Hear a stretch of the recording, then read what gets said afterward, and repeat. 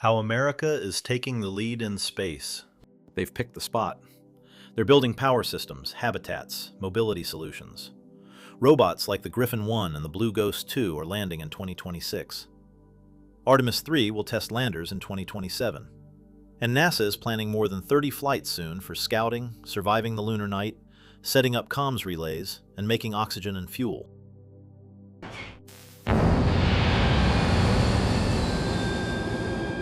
Why the moon's south pole is about to become prime real estate. Near constant sunlight. Some mountain peaks and crater rims near the south pole receive almost continuous sunlight. This means solar panels can generate power nearly 24/7, avoiding the 14-day lunar nights elsewhere. Deep, cold craters never see sunlight and act as cold traps.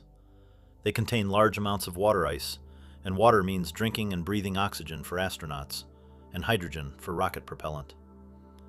There's good line of sight to Earth for communications. The South Pole is the most practical place to test sustained presence before going farther, because it's the only place on the moon where you can realistically have reliable power and accessible water ice.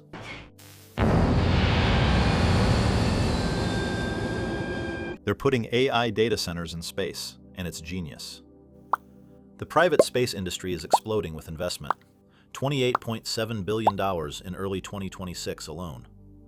With unlimited solar power and free vacuum cooling, orbital data centers could solve energy limitations by replacing terrestrial hyperscale facilities that require massive amounts of cooling water, potentially up to 23 million gallons a day, and immense power demands that can exceed entire city usages. SpaceX plans for up to 1 million satellites dedicated to AI workloads. Axiom Space already launched its first 2 orbital data center nodes in January 2026. StarCloud and other players are testing prototypes with radiation-hardened NVIDIA chips.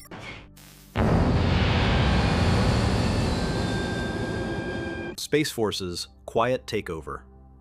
The U.S. Space Force is building a secret satellite swarm called Proliferated Warfighter Space Architecture. Proliferated, meaning lots of satellites, hundreds or thousands, spread out so the system is hard to destroy or jam. Designed for real military use, fast communication, missile warning and tracking, and data sharing, the first batch of satellites already launched in 2025, with more going up in 2026.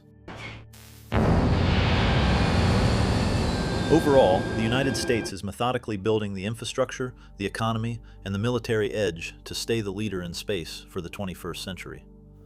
Smartly leveraging private companies to move faster and cheaper than anyone else, the U.S. is quietly turning the moon and space into the next great frontier.